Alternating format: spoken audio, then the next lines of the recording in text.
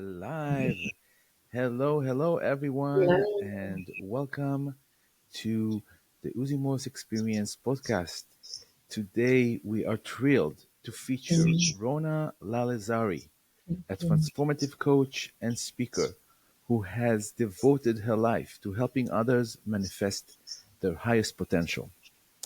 With a background in communication and finance, Rona has seamlessly blended her corporate experience with a deep understanding of Jewish theology and Jewish philosophy and the law of attraction. Her journey from corporate professional to spiritual guide is inspiring and insightful. And that's what we're going to want to learn from Rona today. Also, I want to mention that the first time I met Rona was at Menis Friedman event that you had the merit to organize, which was Yes, amazing. By the thank way, you. it was such a nice event that came on time. So thank you for organizing it, and hopefully we'll be in more events like that. So Amen. Rona, you're journeying from a corporate background to becoming a spiritual coach is pretty fascinating. Not a lot of people chase their dreams and actually go for them. Can you share what catalyzed this significant shift in your life? Yeah, absolutely. First, thank you for having me. I'm really honored to share this space with you. I see what you're doing and creating an opportunity for people to tap into something deep within them and propel them forward. So I'm honored to share this platform with you. My background is, yes, like you mentioned, in the for-profit arena. I went to business school. I learned all about finance, and my heart and soul has always been in nonprofit. I actually started in the nonprofit world after college, undergrad, and all my mentors said, go into the for-profit, learn from them, and bring it back. And so when I did that, I fell in love with the world of finance and wealth management. And it was just an opportunity to help people expand, right? Like we're all here to be a light. And in that capacity, it was how can I help these incredible business moguls and these entrepreneurs grow and help other people grow and be able to really expand what they were doing. And so, as fascinating as it was, Uzi, what was interesting is they would more often come to me for spiritual advice. And it was like, okay, Rona, we had diversified our portfolio. We talked about management. We talked about, how I'm going to manage my portfolio, Mhm. but I want to know, how can I manage my mind? And it became an organic shift where I started noticing, and it was right before COVID, my value is beyond the dollar amount. They saw that I was bringing a mindset, an approach on life, an approach on money that was very much like, what's this all for? Right? Like, what is your why? And as I noticed, they were gravitating towards that and inviting me to their corporate retreats and wanting me to speak to their staff and their children. And like, I was like, you know what? There's something going on, right? That's beyond. And when COVID hit, was really that moment where I was like, you know what? People are in need, and these same people were coming to me and saying, okay, we don't know if we're gonna like make it in the world. Like, forget about money, right? That's the point, I think. And you can tell me if you felt that too, where when COVID hit, people stopped caring so much for that little time about making money. But like, if my time is really limited, how can I make the most of my life? And so that was where it organically shifted into the spiritual work, talking about God, talking about purpose, alignment. And I really received the downloads. It was like, you're here to share a light with people. And Mhm. as much as I thought it was about a financial light, it was about a mental wealth more than a financial wealth. And I just followed that lead, and it's brought me to this point of really tapping into a greater calling and being able to speak those languages in a corporate setting and being able to talk about God in places where people before were really afraid to. That's amazing. So you went to the Jewish school system growing up, or you grew up Orthodox? No, I didn't grow up Orthodox. I went to listen. My family were Persian immigrants. I was born in Iran. And in Iran, it was, and in a lot of these immigrant communities, right, there wasn't this like secular reform orthodox. It was very much like, this is all what we all do. So there was it was just like a traditional way of observance. And when we came to America, we were still trying to figure it out. We were in private school for a little bit, but they were very ultra Orthodox. And we were in public school for a little bit, but nobody was kosher. So I feel like my whole life we were on a journey, right? Of like, where are we? But one thing that was consistent was my family's belief in how important Judaism is. So no matter what, we were at synagogue every Saturday. No matter what, my dad was sitting with us reading the Torah every Saturday after shul. Every Saturday we would spend, it was like ingrained in us just spending time together, that this is a non-negotiable. We came to America for this freedom. And so there was just this like a passion for Judaism. It was never something forced. And we all went on our journey. My brothers, went on their journey. They ended up going to learn at Or Sameach. I went to Neve. I studied at seminary. So my whole life I've like been downloading and trying to really come to an understanding of what it is Hashem created us for and what we're here to do. And I don't even fall in a category now. It's really funny. We go to Chabad, we go to services almost every week now, and beyond that, we kind of figure it out as a family. I have 3 kids now, and we have our own sort of criteria of like what we do, what we don't do. But Judaism and God is so central in our home. We have a holy home. That's to me the most important. Wow, Yes. that's already is very inspiring. We know that having holiness in the home creates an environment where we can literally accomplish anything Mm, when we are in this environment, and that's quite amazing. yeah. So your approach to coaching Yeah. and personal development in general, because I remember the event that you done with Rabbi Menes Friedman Mhm. was about mental health. Mhm. And I have a lot of experience with mental health. I have friends that are marriage and family therapists, and know a lot of people in the industry, so to say. And I think that one of the things that this industry is lacking is the godly particle Yes. factor, which means our godly soul. And how is that Mm, coming to the equation of everything that we absolutely. do? And, having you as somebody who is actually, you know, advocating for mental health and bringing that godly spark factor into the equation, it's something so important, Thank you. because it really is something that if only more mental health professional will do, that will create a really uh, good and lasting change in the whole industry. I think of mental health. Mm, So you mentioned the law of attraction as a key part of your philosophy, mm. right? How do you integrate these principles into your daily life and work with your clients? Yeah, I mean, the first piece I'm just going to address what you said about the spiritual aspect of mental health. This is what I think, and I agree with you so much in that it is lacking and it is everything. Because I can tell you the people that walked away from this event, they were first like, I don't understand. You're bringing a rabbi to talk about mental health. And we had Dennis Prager there as well. And he spoke kind of on what's going on a platform across the world of Judaism and that mindset piece of, clarity. But what they walked away with was, wow, my soul feels repaired. And all of a sudden, I'm a little more at peace in my mind. And so I can't agree with you more that there is such a big element that we have overlooked. And the Rebbe, actually, if you look back on some of his teachings, the Lubavitcher Rebbe talked so much about mental health needing a Jewish component. And somebody at the event actually came up to me and shared a book he just wrote about how much this Judaism piece and spirituality piece needs to be woven into mental health. So I appreciate you talking about that. Um, so this whole thing with manifestation, first, as a kid, it always was taught to me like, you want something, you ask God for it, and you start to imagine having it.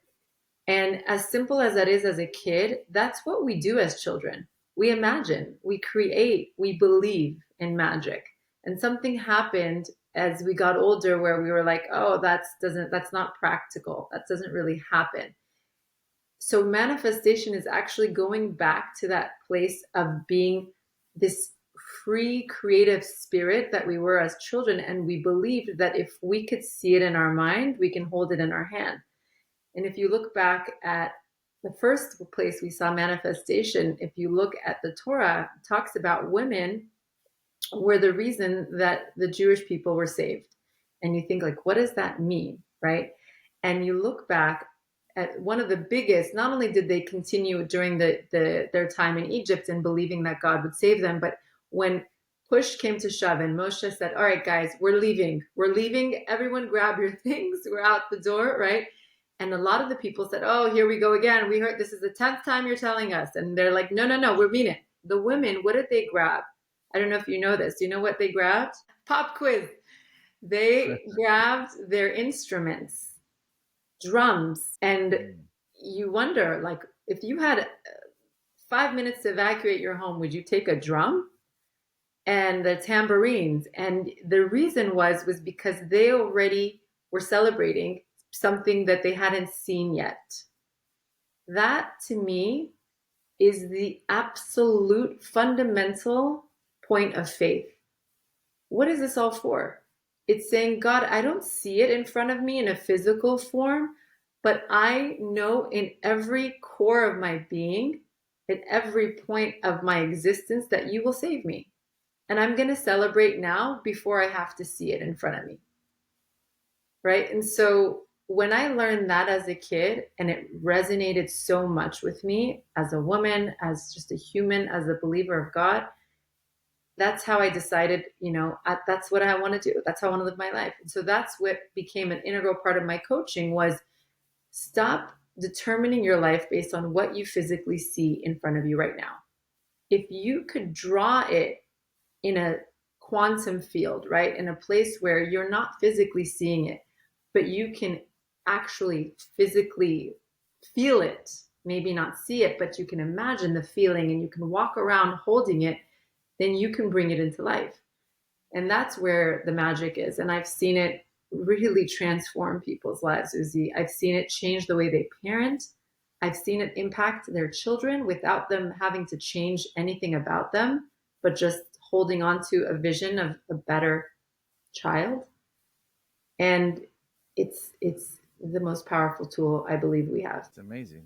I mean, I totally believe in that. The Tanya talks about the power of thoughts and how, you know, really do create reality. What we think about, creates an emotion in us, and the emotion in us somehow generates reality. This is something still science still trying to figure out, and we're all trying to figure out. Maybe when Mashiach comes, we'll figure it out eventually. But there is definitely so much impact about, what we think and how we feel and how our life is. And definitely aligning ourselves with the right thoughts and the right emotions will give us the right results. You mentioned that your mission involves helping people step into their divine light, so to say. So what does this mean to you? I mean, how can other begins to discover what's their divine light and how to step into it? Absolutely. Such a great question. Our divine light is an alignment, in my opinion, with God that lives inside of us. I think our whole life we're searching, where's God and what can I do? And I want to find God. I want to, myself included, right? We're on this hunt. And then you get to this point in your life when you learn God's right here. And there is a part of God in all of us. And what does that part of God want? What was put into us specifically? Why was that piece of God in us for a reason to do what, right? We're all, and I love this analogy that people have in this space spoken about, is that we are the sum of one. We're not someone. We're all the sum of one. And so all of our pieces of the one scattered throughout in your body and my body and your neighbors and the guy making your coffee and the grocery stores, right? Like every bit of God is spread through all of us. And so what our divine light is, what's that spark of God that's here within me? that I am put in this earth to unravel, to bring forth, right? To bring to the surface and to allow to create a change, a brighter reality today for the people around me. So, that to me is that what is your purpose really? What's your God-given reason for God thinking today Uzi is needed in this world? What was that, right? What is that thing that you are meant to do in your unique way that no one else was given but you? And the same for me, and the same for everyone. And I feel like the only way we can do that is to really understand that we are needed, we are called upon. And that to me is the magic, because so many people, Uzi, they're walking around saying, who am I to do this, right? The Moshe Rabbeinu complex of like, Right. I'm not the right guy, God. And God's like, I didn't ask you. I'm telling you, you are needed. And that to me is stepping into your divine light, is knowing you're needed and knowing there's something unique that you are put here in a godly aura to achieve. That is a beautiful description. This is why I always encourage people to create content, to bring their own message, because sometimes we can all say things that are similar, but just to feel it from somebody else's angle, to see it from somebody else's eye, that makes so much more difference, and it's inspiring. So, how do you address the common pressure people have from society, from social media, from life, that often leads individual away from their true selves and divert them from their dreams? What do you tell these people? Mm. That's 99.999% of the population, right? Everything is set to distract us. That's the challenge.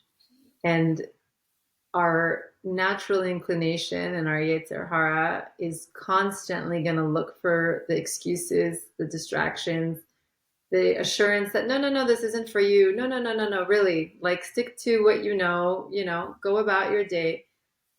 What I like to coach people on, and this is why meditation and pausing. I don't even like the word meditation because it has such a heavy connotation where people feel like they have to be this guru sitting, in Bali or in India and spending months in transformative. Right. No, really a daily opportunity to pause and just sit in stillness. 5 minutes, 10 minutes, whatever you can give me. And I couple it with a prayer. The way that I coach on kind of setting these rituals is the first part of the day is a conversation with God. You're outside on the grass. I'm sure you know that he's Buddha dude that they talk about.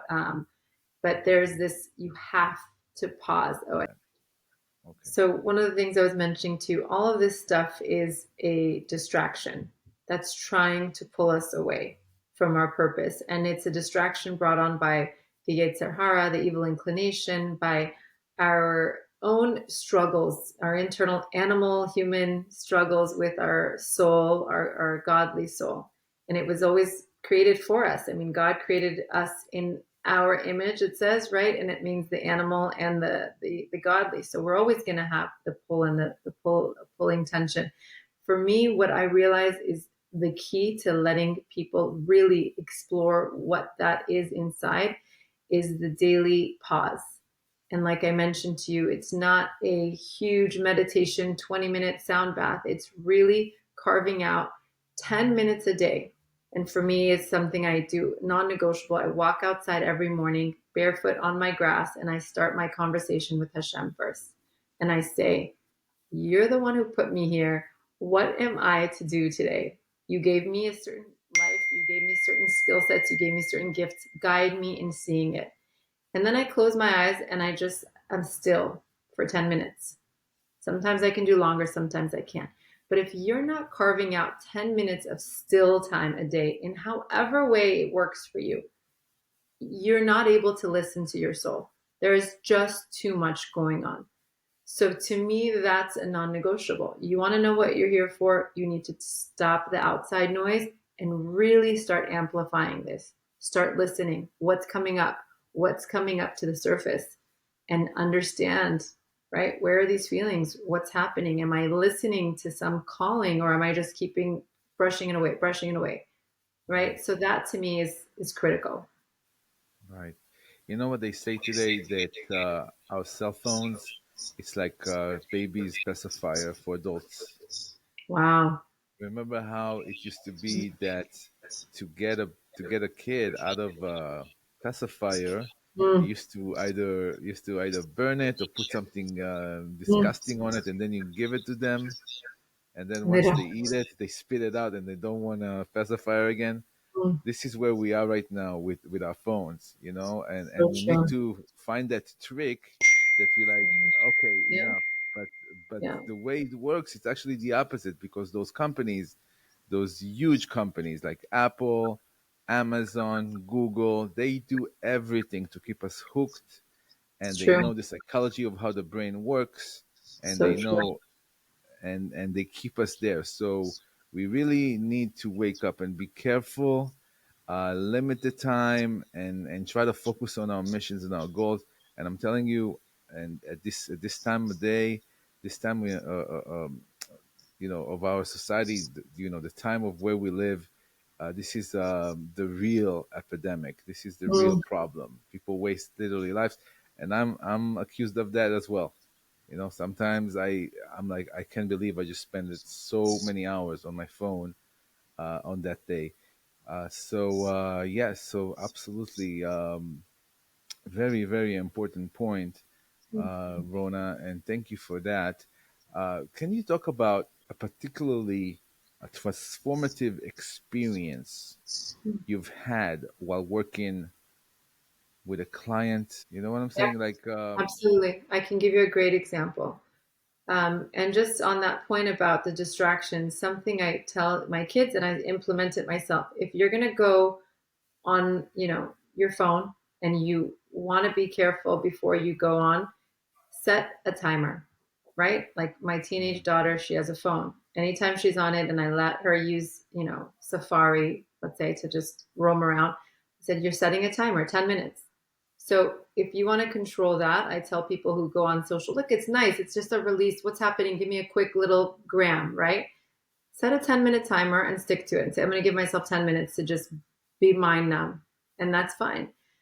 We just have to put the parameters. That's all of this is, you have to be the gatekeeper. You have to allow the mind to be controlled by your will. And that's something we just think, oh, let the mind tell us what to do. And if I'm feeling, I do. Pull the brakes and you take control. And so, on that note, with one of my clients, David, I always use the name David just to preserve, obviously, to keep his information confidential. But similar to many people, right? He came to me saying, I'm not good at public speaking. I hear that I'm not good at so many things. I'm not good at working out. I'm not good at being a mom. I'm not good at being the judgment, right? I'm not. And he's labeled himself for his entire, at least I would say 25 years of, he's a 40-year-old man and he's been labeling himself for the past 25 years as I can't speak in public. And I said, all right, well, let's talk about this. Where is this coming from? And look, my job is not to sit someone on a couch and go back into the trauma of their life. I highly, highly believe in therapists, and what they do is critical. My job is to take what I know that you've struggled with and rewrite your story, right? So I said, let's figure out, where is this coming from? Have you had an experience that told you that? Where are you playing this story? And he said, yeah, I could actually remember when I was about 12, I had a really difficult project. I was supposed to speak in front of my whole class. And at that point, I had studied and I worked hard and I practiced every single night. And then the moment came and I'm standing in front of, three of our classes. They all came to our class. The third grade class is in front of me and I'm supposed to present. And I couldn't remember any of my lines. And I started sweating and the kids are laughing. And it was an absolute traumatic event. Somebody could look at that and be like, okay, that's not trauma. But guess what? The body interpreted that as trauma. And the first thing I tell people is, if you're feeling something, give yourself grace that there is a reason you're feeling it. So if it felt heavy, you need to go in there, lean into it. We're not fighting it, we're not judging it. And I sat there with him and I said, let's lean into that moment. What happened? Right? And we literally sat together and it was like, I was like, tell me the story. What happened? And he's like, my palms were sweating, right? So he gets into this whole story of what happened.